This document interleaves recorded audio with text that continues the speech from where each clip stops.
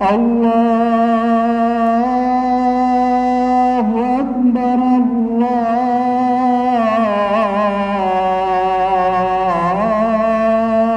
Akbar. Asyhadu an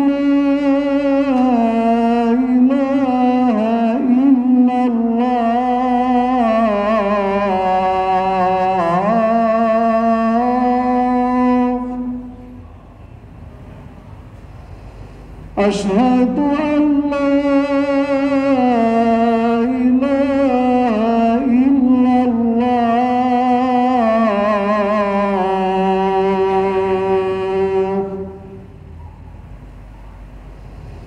أشهد أن محمدًا رسول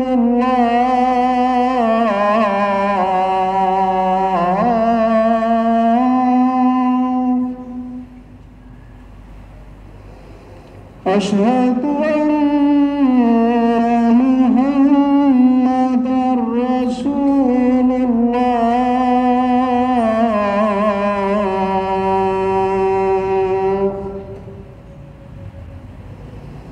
حي على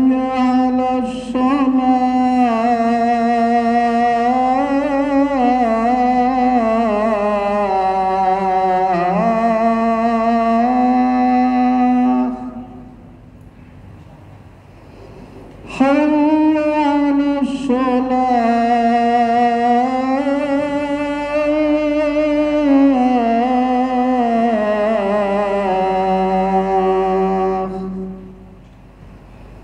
حي على الفلاح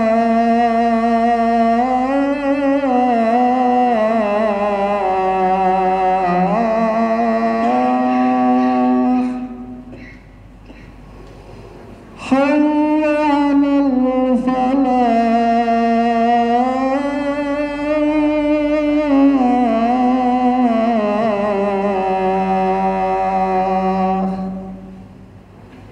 الله أكبر،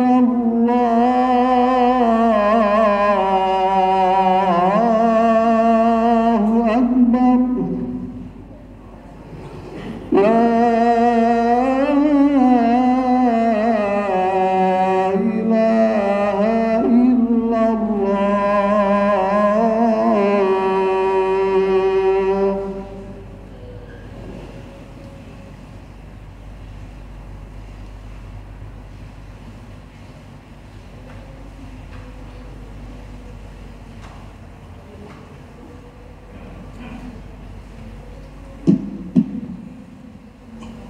Innal hamdalillah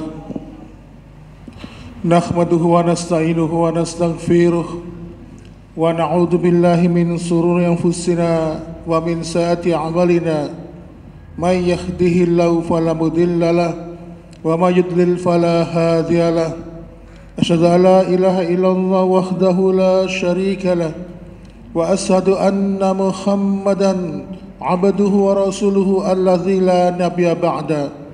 Allahumma sholli wa sallim wa barik ala Muhammadin wa ala alihi wa ashabihi wa man tabi'ahum bi ihsan ila yaumiddin.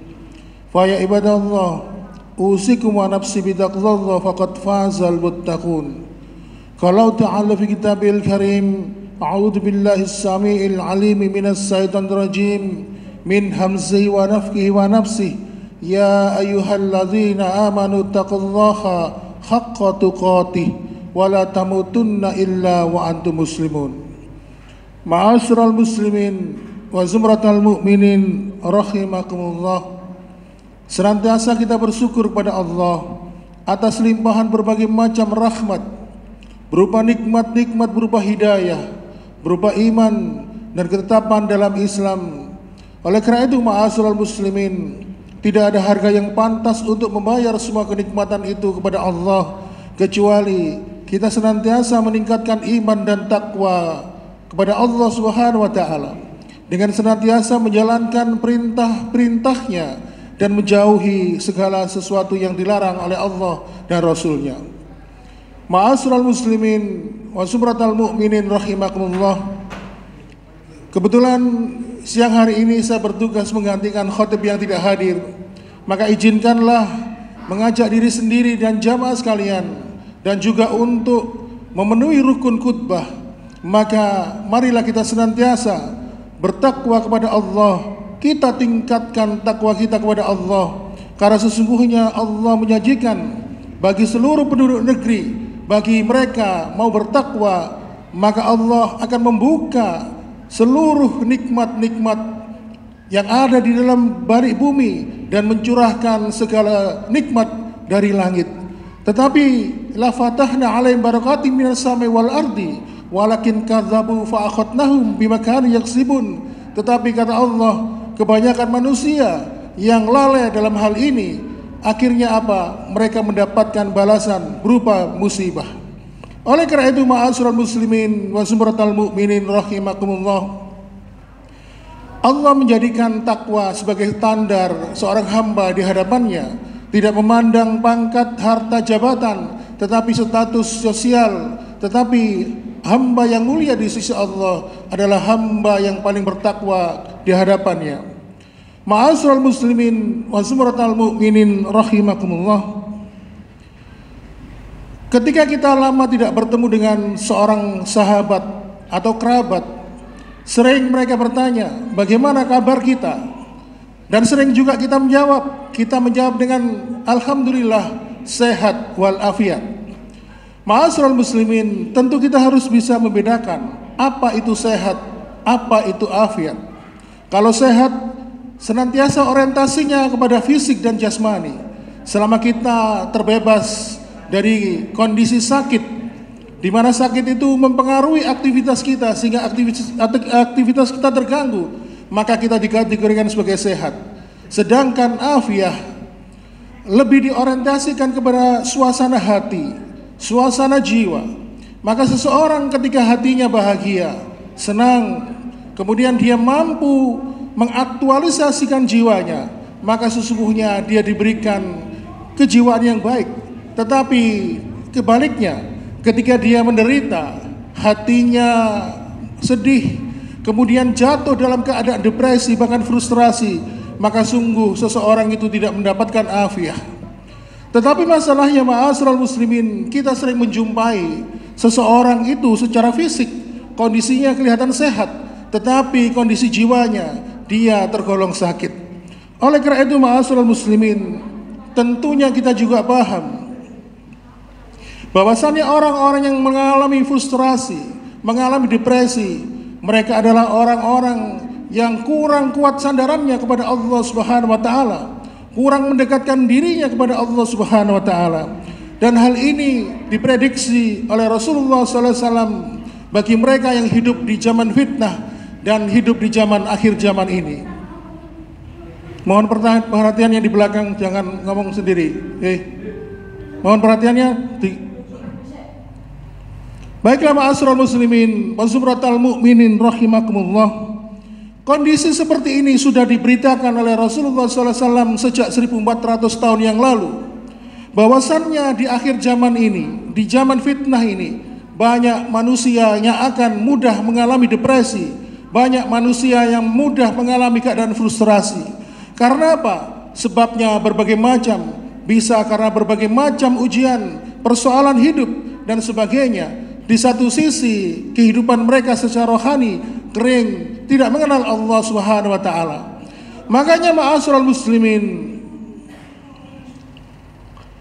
sering kita melihat di negara-negara yang dianggap maju peradabannya seperti Korea dan Jepang, angka kejadian bunuh diri begitu besar. Bayangkan, hanya karena masalah diputus dengan pacarnya, hatinya sedih sehingga akhirnya menjadikan bunuh diri sebagai solusi.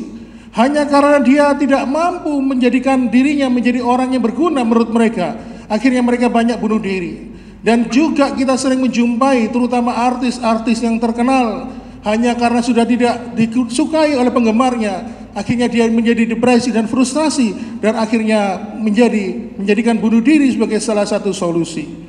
Oleh karena itu, ma'asyiral muslimin, mana dalilnya yang menyebutkan bahwa Rasulullah SAW memberikan gambaran manusia di akhir zaman nanti banyak mengalami depresi dan frustasi.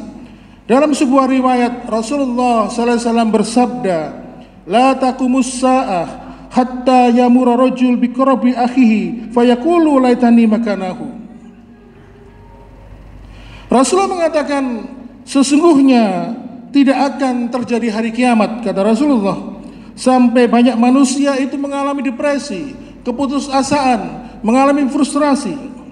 Kemudian sampai mereka itu ketika melewati kuburan temannya, dia mengatakan, laitani makanahu, oh seandainya aku saja yang dikubur di dalam kuburan ini, seandainya diriku saja yang mati menggantikan temanku yang ada di dalam kuburan ini. Ini adalah salah satu bentuk ungkapan keputusasaan. Dan inilah yang terjadi, ma'asyiral muslimin, bagaimana orang yang mati mengambil jalan pintas untuk mengakhiri hidupnya adalah sebuah kejadian yang sering terjadi dalam kehidupan kita. Oleh karena itu, ma'asyiral muslimin, prediksi Rasulullah SAW ini, apa yang disampaikan oleh baginda Rasul ini, sumbernya adalah wahyu, berita dari Allah Subhanahu wa Ta'ala, dan wajib kita mengimaninya. Tetapi sebaliknya, kalau ada seorang dukun paranormal yang mengajarkan kepada kita, memberitakan sebuah berita, maka itu adalah penuh dengan kebohongan. Ma'asyiral muslimin, tentunya fitnah yang kita pelajari dari beberapa ustadz, disebutkan fitnah yang paling besar itu adalah fitnah Dajjal. Sebelum fitnah Dajjal itu benar-benar muncul, maka umat Islam ini atau umat di akhir zaman ini setidaknya akan mengalami 3 prakondisi. Yang pertama, 3 kondisi itu menurut para ulama sudah menimpa pada kehidupan kita. Yang pertama adalah fitnatu akhlas, fitnah perpecahan.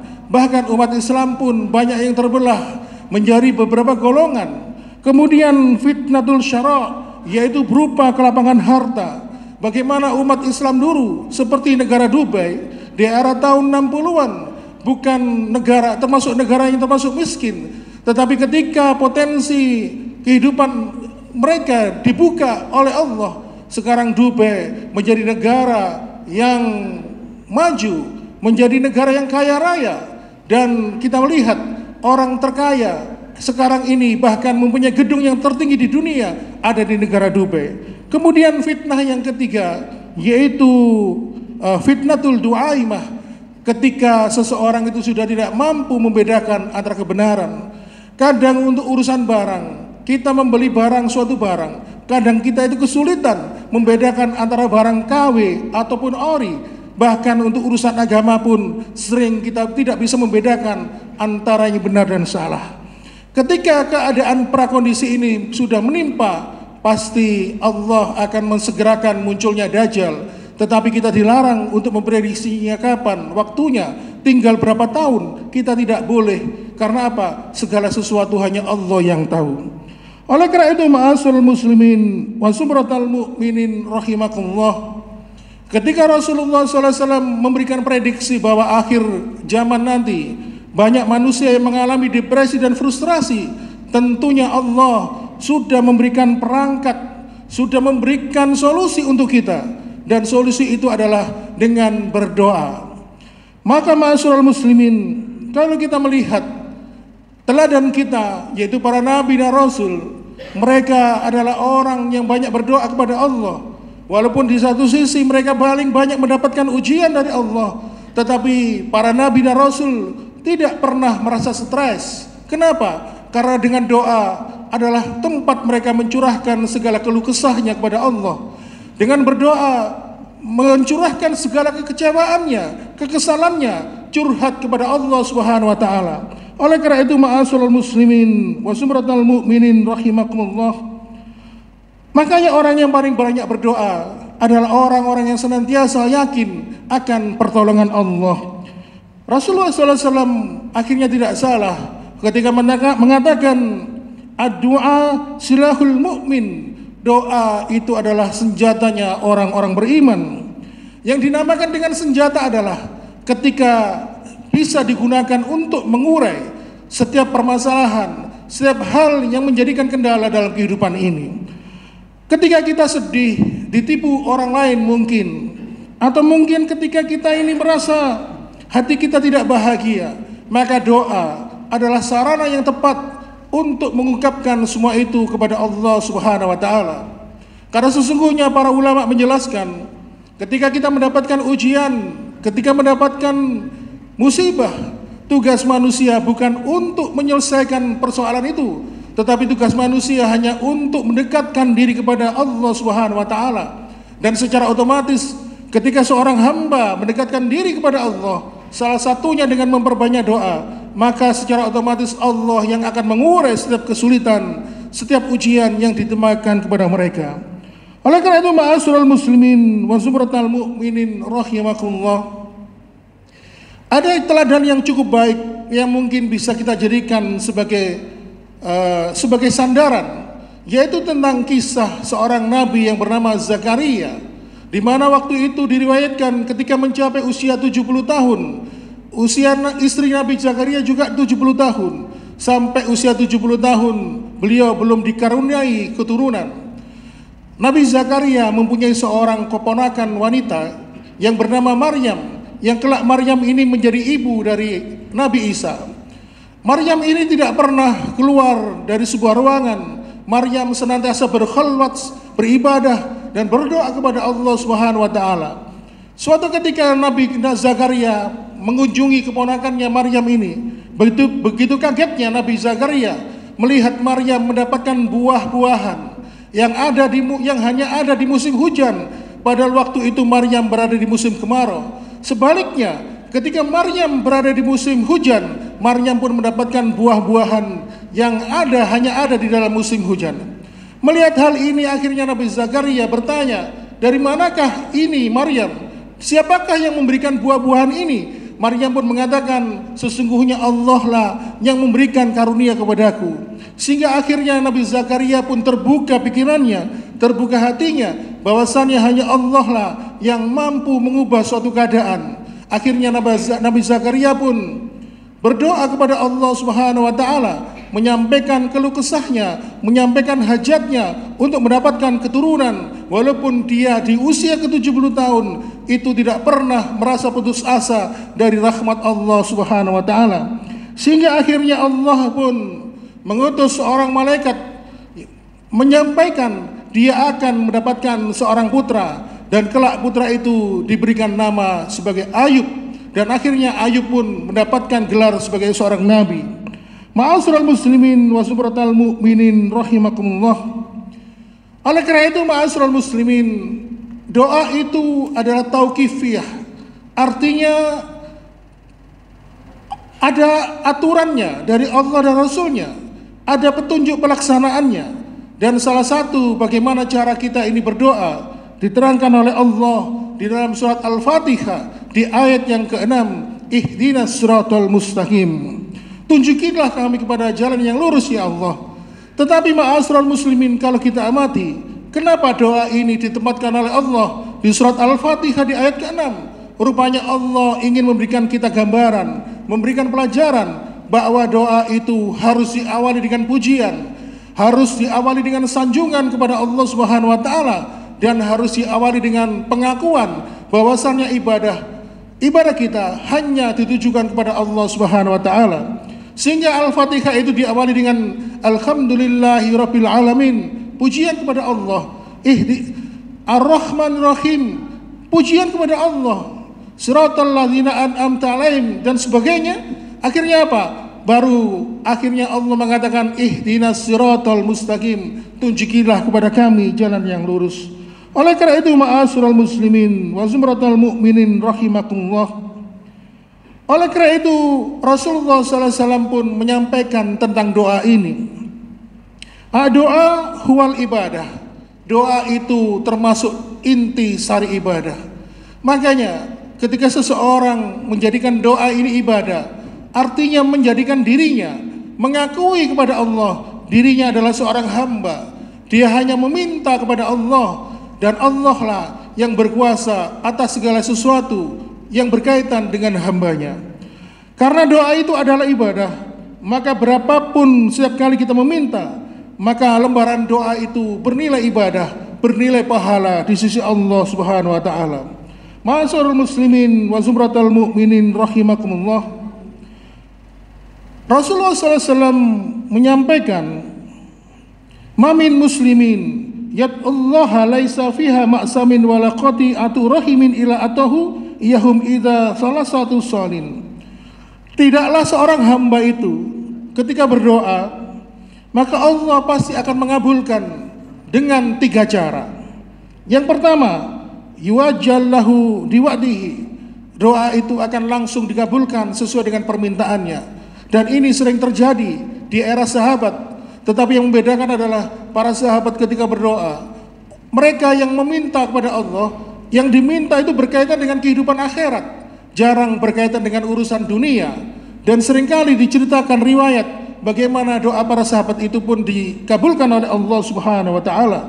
Sebagai salah satu contoh, seorang sahabat bernama Ubay bin Ka'ab, suatu ketika Ubay bin Ka'ab ini mendengar Rasulullah SAW menyebutkan bahwa demam atau sakit panas itu bisa menggugurkan dosa, maka Ubay bin Ka'ab pun mengatakan, "Berdoa, ya Allah, berilah kepadaku sakit demam ini, agar aku ini senantiasa diberikan kelonggaran berupa ampunan dosa dari Allah Subhanahu wa taala."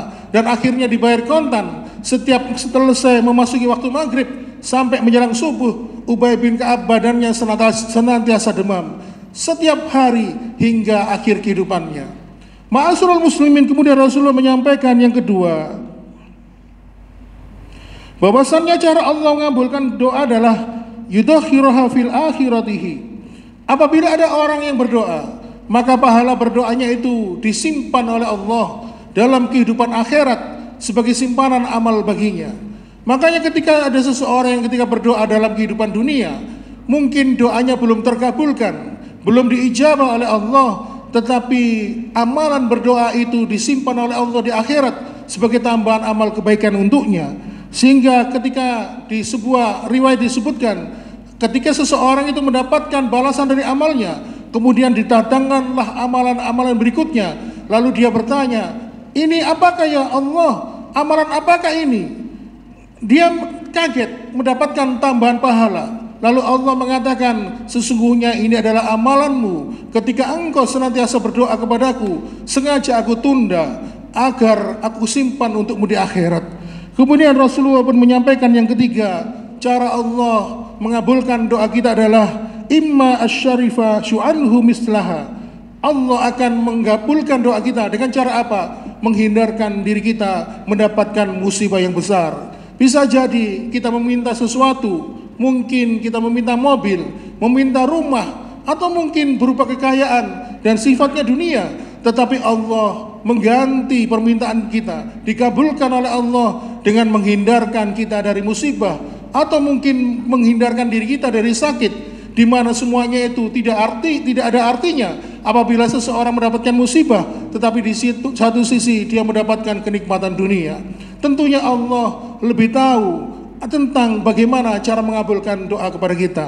Oleh karena itu, ma'asyiral muslimin wa sumratal mu'minin rahimakumullah, ketika Rasulullah SAW menyampaikan ini, maka salah seorang sahabat pun mengatakan, "Nuksir ya Rasulullah, kalau kami tahu bahwa Allah mengabulkan segala doa hambanya, maka kami akan senantiasa banyak berdoa kepada Allah ya Rasulullah." Lalu Rasul pun menjawab, "Allahu aksar." Allah lebih banyak pemberiannya dari apa yang kamu minta. Inilah ma'asyiral muslimin, mudah-mudahan doa ini sebagai solusi dalam menghadapi kesulitan hidup. Janganlah pernah berputus asa. Janganlah kita ini punya prasangka yang tidak baik kepada Allah. Segala apa yang ada dalam kehidupan ini, apapun itu kesulitannya, sesungguhnya di balik semua itu ada kemudahan. Karena Allah mengatakan, di balik kesulitan pasti ada kemudahan, dan kemudahan itu ditemukan dalam setiap lembaran doa. Dan doa-doa yang kita haturkan, doa-doa yang kita manjatkan kepada Allah, bisa diibaratkan ketika ada seseorang yang memacu pedal sepedanya, setiap langkah kakinya memacu pedal sepeda itu adalah langkah dia mencapai tempat tujuan. Begitu juga dengan doa. Setiap doa-doa yang kita haturkan kepada Allah pasti suatu saat menghantarkan kita kepada tujuan akhir, yaitu berupa ridha Allah Subhanahu wa taala. Demikian ma'asyiral muslimin yang singkat mudah-mudahan memberikan kita semangat dalam menjalani ujian kehidupan ini dari Allah. Aqulu qouli hadza wa astaghfiru li wa lakum innahu wal ghafurur rahim.